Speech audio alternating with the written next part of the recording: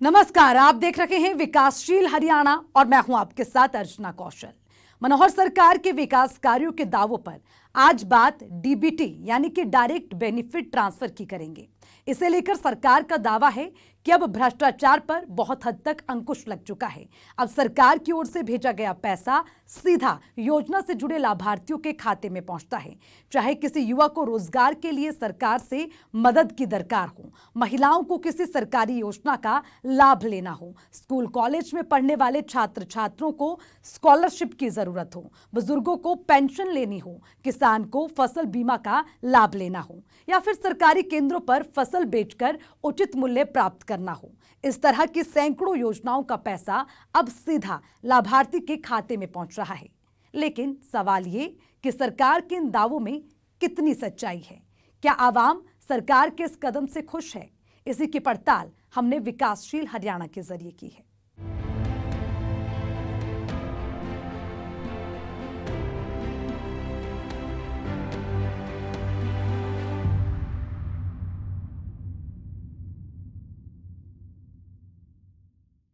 प्रदेश की मनोहर सरकार डीबीटी प्रणाली को लेकर आए दिन बड़े बड़े दावे करती नहीं थक रही।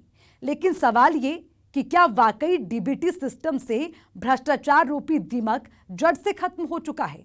क्या बिचौलियों की दुकान का शटर हमेशा के लिए बंद हो चुका है या फिर अभी भी सिस्टम में कोई होल बाकी है जिसमें सुधार की दरकार है?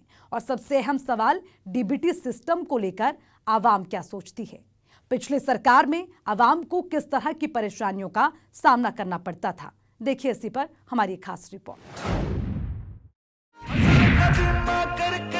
खुशहाल किसान बढ़ाया से खेती के औजार किसान सब्सिडी पे लाया से बागबानी अच्छे पालन में डिजिटल के भाई चालन में खाता में पीछे डालन में नंबर बने हरियाणा से नंबर वन हरियाणा से सबसे आगे चलन में भाई नई स्कीम निकालन में भाई खेती और पशुपालन में यो नंबर वन हरियाणा से।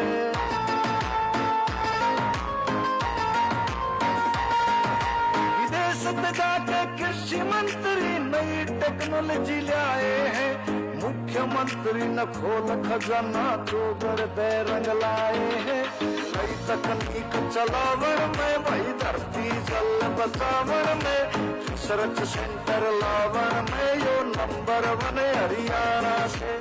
जो कोई गरीब है जिसकी पहुंच ऊपर तक नहीं है उसको ढूंढो, ढूंढ करके उसकी तकलीफ दूर करो, ये तो भेदभाव करते हैं। गरीब का अधिकार पहले है सरकार के काम पर, अमीर आदमी तो अपना काम अपने आप चला लेंगे, कोई दिक्कत नहीं आती है। तो इसलिए इस भेदभाव के नाते से अगर हम करते हैं उसका मुझे फख्र है, उसका मुझे किसी प्रकार की संकोच नहीं होता है कि गरीब का काम जो है वो पहले होना चाहिए। हरियाणा की मनोहर सरकार सत्ता की बागडोर संभालने के बाद से आवाम के हित में एक के बाद एक कई ऐसे कदम उठा रही है जिसका आवाम को सीधा लाभ पहुंच रहा है। और ऐसा ही एक मनोहर कदम है डीबीटी यानी डायरेक्ट बेनिफिट ट्रांसफर प्रणाली।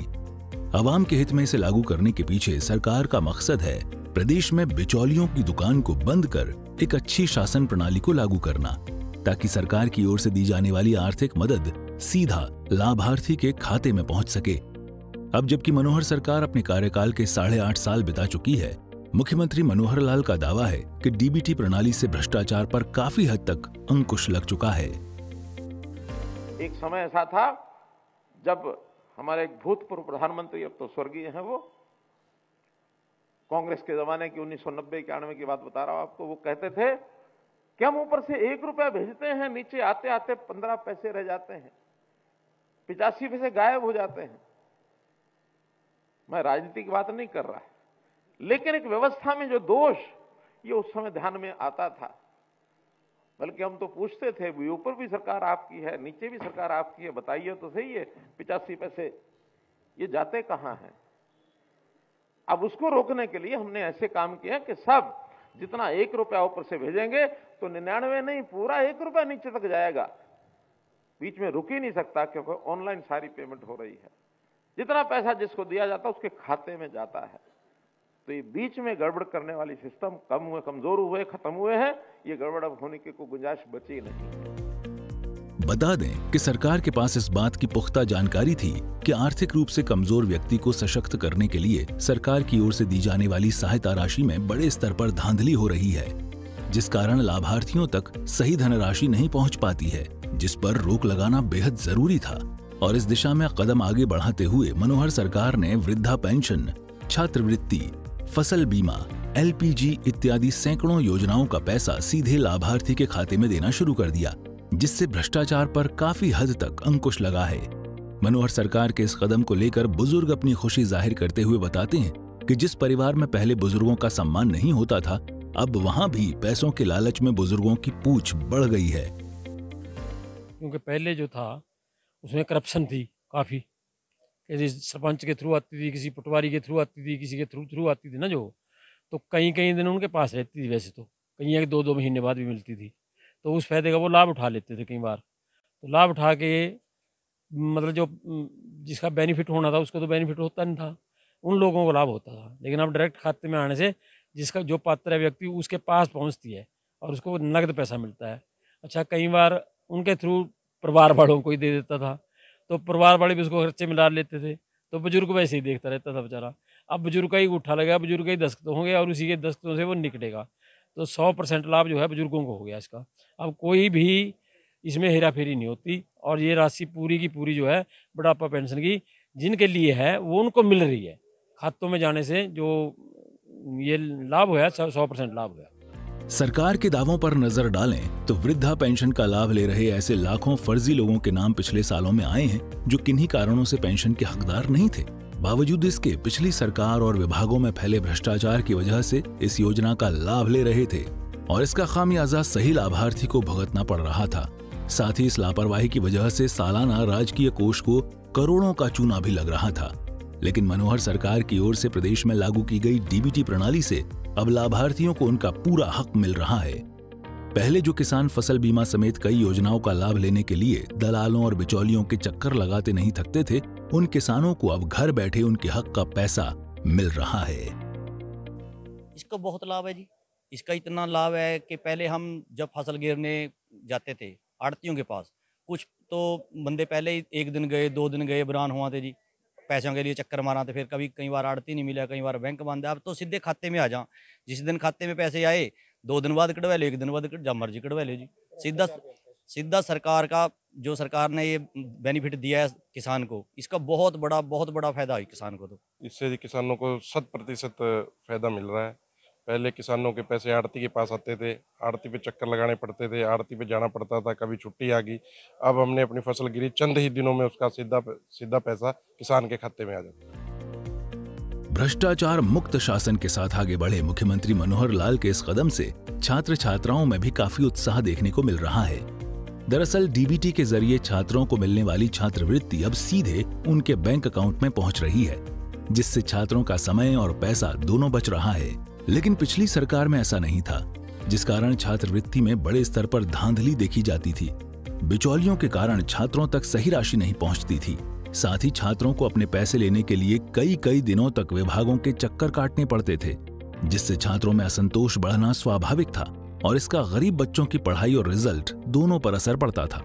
लेकिन वर्तमान की मनोहर सरकार ने छात्रों की पीड़ा को न सिर्फ महसूस किया, बल्कि उसे दूर करने के लिए जमीन पर भी काम किया है, जिसका लाभ अब छात्रवृत्ति पाने वाले लाभार्थियों को मिल रहा है। मेरा नाम स्मृति है, मैं BCom फाइनल ईयर की स्टूडेंट हूँ। और जो सरकार ने जो ये स्कीम चला रखी है छात्रवृत्ति के द्वारा, इसके अंदर हम पहले हमारे पास जो इसकी स्कॉलरशिप आती थी वो टीचर्स की मतलब कि कॉलेज के अकाउंट में आती थी, लेकिन अभी हमारे खाते में खुद आती है, जिससे हम बहुत संतुष्ट हैं और मतलब जिस पे हम अपनी फ़ीस को कॉलेज में भर सकते हैं। मेरा नाम सोनम है, मैं आर्य गर्ल्स कॉलेज अम्बाला कैंट की छात्रा हूँ। ये जो स्कॉलरशिप है ये जो डायरेक्ट पहले तो ये कॉलेज के उसमें आती थी, जिससे कि थोड़ा भ्रष्टाचार बढ़ रहा था। अब ये सीधा डायरेक्ट हमारे खाते में गिरती है, तो हमें इससे निकालने में या कहीं भी अपने एडमिशन में किसी भी तरह की कोई दिक्कत नहीं आती इससे। तो इससे हमें बहुत सुविधा मिलती है मतलब और ये बहुत अच्छी है, मतलब हमारे पेरेंट्स पे भी इतना वो नहीं पड़ता, प्रभाव नहीं पड़ता इसका फीस का। तो ये बहुत मतलब हमारे ऊपर कोई बर्डन नहीं पड़ता कि हमें इतने पैसे देने हैं, इतनी फीस भरनी है। तो हम अपनी पढ़ाई ना बिल्कुल अच्छे से कर पाते हैं। हमें छात्रवृत्ति से बहुत लाभ होता है, क्योंकि पहले वो कॉलेज में आती थी तो उसका भ्रष्टाचार थोड़ा अधिक था, लेकिन अब हमारे सीधे अकाउंट में आती है, जो हमें सीधे मिल जाती है। हम उससे निकाल कर अपने एडमिशन के फीस देते हैं, बुक्स का खर्चा होता है, जिससे हमें बहुत लाभ होता है। हमें पढ़ने में कोई दिक्कत नहीं आती और इससे हमारी फैमिली को भी बहुत मदद मिलती है। वो हमें पहले अपने पैसों से पढ़ाते थे, तो अब हम सरकार की तरफ से ही पढ़ लेते हैं। केंद्र सरकार की मदद से प्रदेश में उज्ज्वला योजना की शुरुआत की गई। गरीब महिलाओं के चेहरे पर मुस्कान लाने की सोच के साथ साल 2015 में शुरू हुई इस योजना से हजारों लाखों महिलाओं के जीवन में क्रांतिकारी बदलाव देखने को मिला। दरअसल प्रदेश में एक बड़ा तबका ऐसा है जिनकी आर्थिक स्थिति मजबूत नहीं है और ऐसे परिवारों को सरकार की ओर से सब्सिडी पर गैस सिलेंडर दिए जा रहे हैं और इसका पैसा लाभार्थी के अकाउंट में पहुंच रहा है। उज्ज्वला ने तो पूरे भारत की जिंदगी बदल दी, एक नया भारत बना दिया। जो सोचे नहीं थे वो तो करके दिखा दिए। हम बहुत खुशी से आभार मानते हैं मोदी जी का। बहुत बदलाव हो गया है मेरे बच्चे सब बहुत भूखले चल जाता था स्कूल में, ऐसे अब उठते हैं सुबह में, उठ के बना के नाश्ता दे देते हैं। और मैं बादाम के काम करते हैं और लाई कुंती बनाते हैं।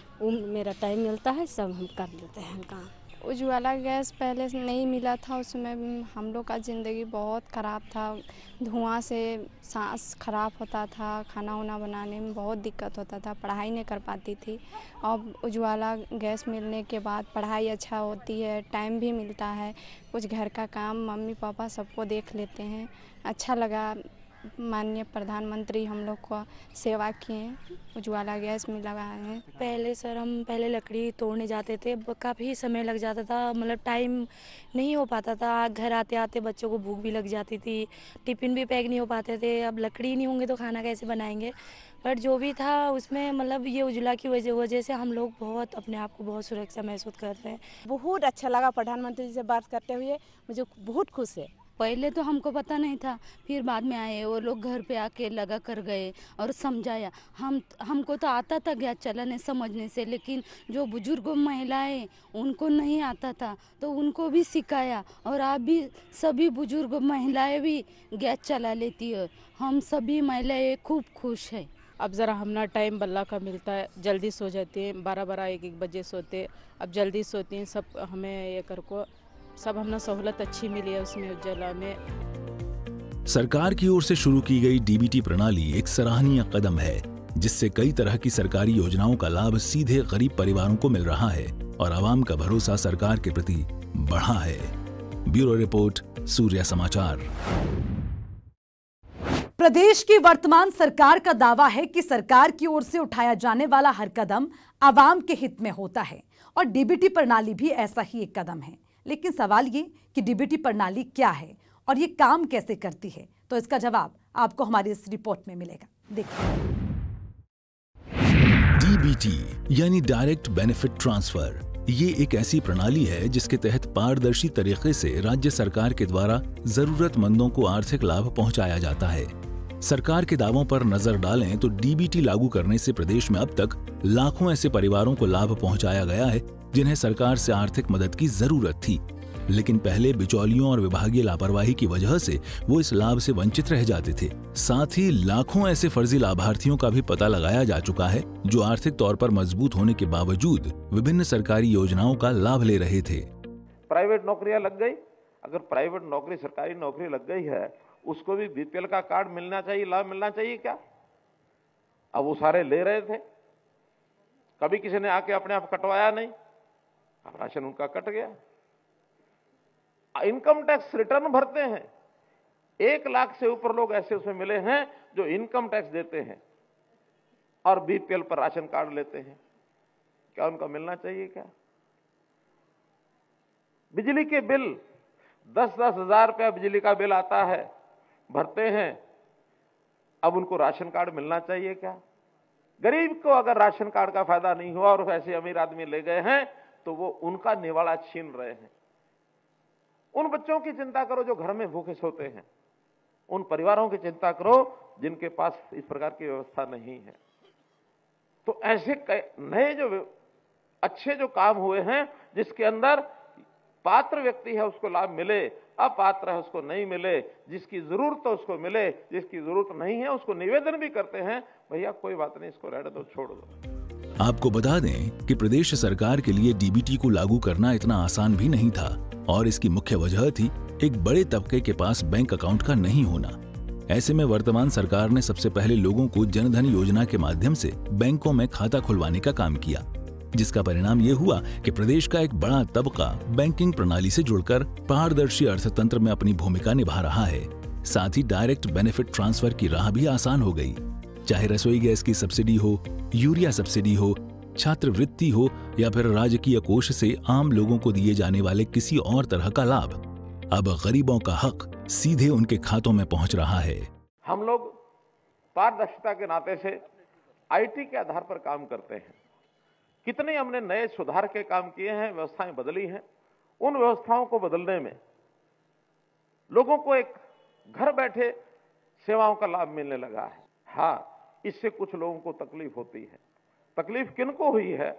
उन्हीं को हुई है जिनके जो व्यक्तिगत हित थे उनके ऊपर चोट लगी है, जो कुछ भी बीच में अपनी जान पहचान के कारण से, अपनी अप्रोच के कारण से कोई भी कभी भी कर लेते थे, वो गड़बड़ अब नहीं कर सकते हैं। मनोहर सरकार के लिए डीबीटी प्रणाली को लागू करने का मकसद लाभार्थियों को 100% लाभ पहुंचाना है। यानी सीधे तौर पर कहें कि सरकार का मकसद हर उस व्यक्ति को लाभ पहुंचाना है जो आर्थिक रूप से कमजोर है। उसे स्वावलंबी बनाने के साथ दलालों और बिचौलियों से राहत दिलाना है। ऐसे लोग जो कमीशनबाजी का काम करते थे, जो बीच में बिचौलिए बनकर लोगों को काम कराते थे कि तुम हमको पैसा दो, मैं तुम्हारा काम करा के लाता हूं, वो सब बेरोजगार हो गए हैं। क्योंकि हर आदमी अब सीधे जाकर के अपना काम करा सकता है। हमने तरह तरह के पोर्टल बनाए हैं, बल्कि हमारे विपक्षी नेता तो कहते हैं ये पोर्टल की सरकार है। मैं कहता हूं हाँ, पोर्टल की सरकार है और पोर्टल के लाभ हैं। उन पोर्टल के लाभ इतने हैं, अगर गिनाने आपको शुरू करें तो गिने नहीं जा सकते हैं। पोर्टल के कारण से पारदर्शिता आई है, पोर्टल के कारण से खर्ची पर्ची बंद हो गई है, नौकरियां सबको घर बैठे मिलती हैं। पोर्टल के कारण से भ्रष्टाचार बंद हुआ है, पोर्टल के कारण से क्वालिटी ठीक हुई है, पोर्टल के कारण से टाइम पर काम होते हैं, पोर्टल के कारण से किसानों की फसल ये बिकती है और बिकने के बाद पैसा उनका खाते में सीधा चला जाता है। उस पोर्टल के कारण से कोई नुकसान किसी का होता है तो उसका जो कंपनसेशन, मुआवजा मिलना होता है, उसके घर में मिलता है। पोर्टल के कारण से घर बैठे राशन कार्ड मिलता है। पोर्टल के कारण से बुजुर्ग 60 साल का हो गया, उसके घर में अपने आप उसकी पेंशन बनती है। हाँ, इस पोर्टल के कारण से जिनको नहीं मिलना चाहिए वो रोक भी लिया जाता है। डीबीटी से एक ओर जहां आर्थिक रूप से कमजोर लोगों को फायदा पहुंच रहा है, वहीं दलालों और बिचौलियों की दुकानें भी बंद कर दी हैं, जिससे गरीबों की जिंदगी में बड़ा बदलाव आया है। ब्यूरो रिपोर्ट, सूर्या समाचार। अब बात डीबीटी को लेकर फैलाई गई भ्रांतियों की, जिसमें सरकार पर अलग अलग तरह के आरोप लगाए गए।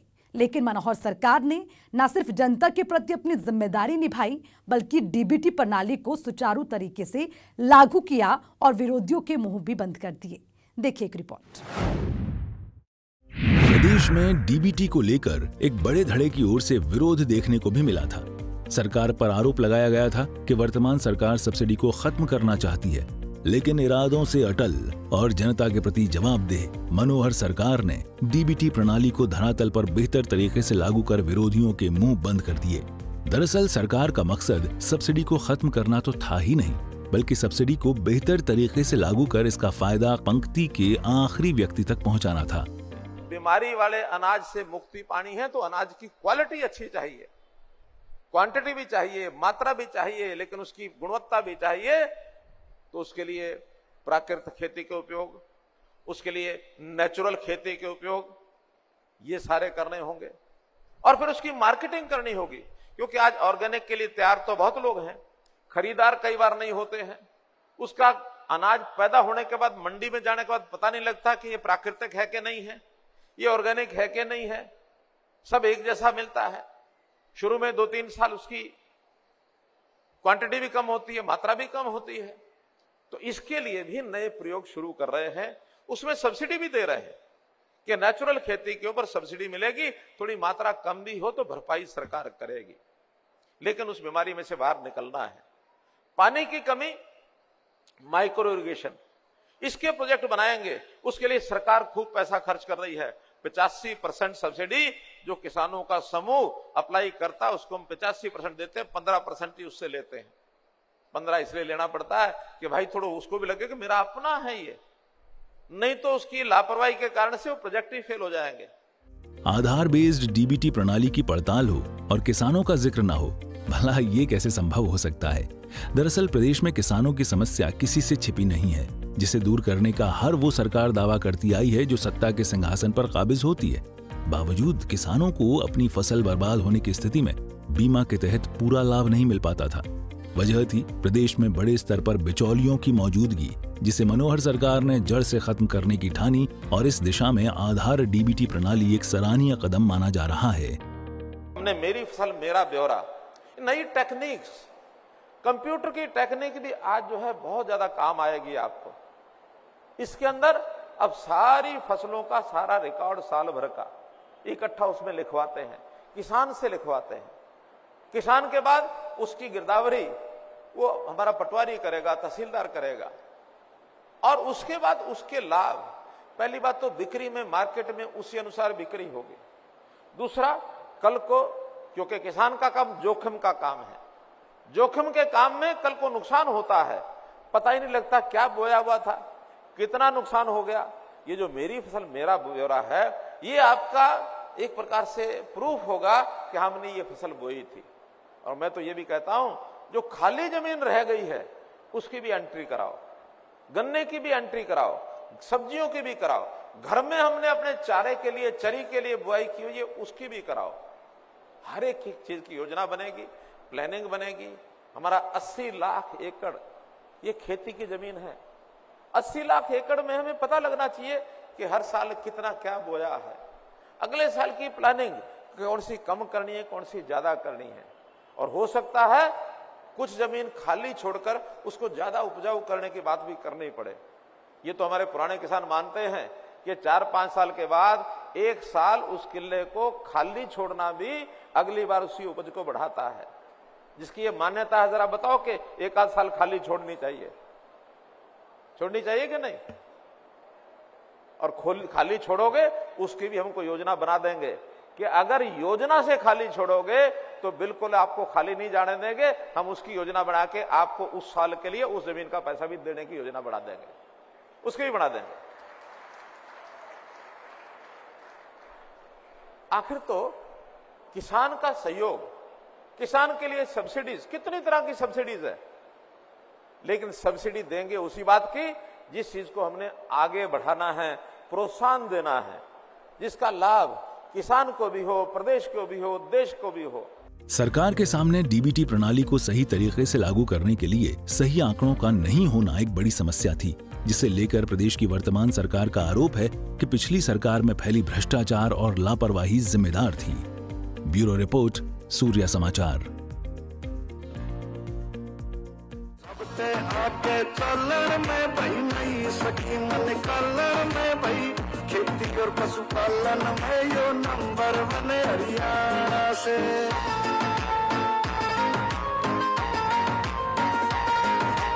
कोई बजट की कमी नहीं, सरकार का फायदा उठाओ रे, लोन मिले और सब्सिडी सब अपनी आय बढ़ाओ रे। राम देश के गाने में कमी नहीं समझाने में, फसल मुआवजा पाने में भाई नंबर 1 हरियाणा से। नंबर 1 हरियाणा से। तो हमने आपको बताया कि कैसे डीबीटी प्रणाली से लोगों की जिंदगी में बड़ा बदलाव आया है, खासकर उन गरीब परिवारों की जिंदगी में जो पहले सरकारी योजनाओं के लाभ से वंचित रह जाते थे। विकासशील हरियाणा में आज के लिए इतना ही। मुझे दीजिए इजाजत। नमस्कार।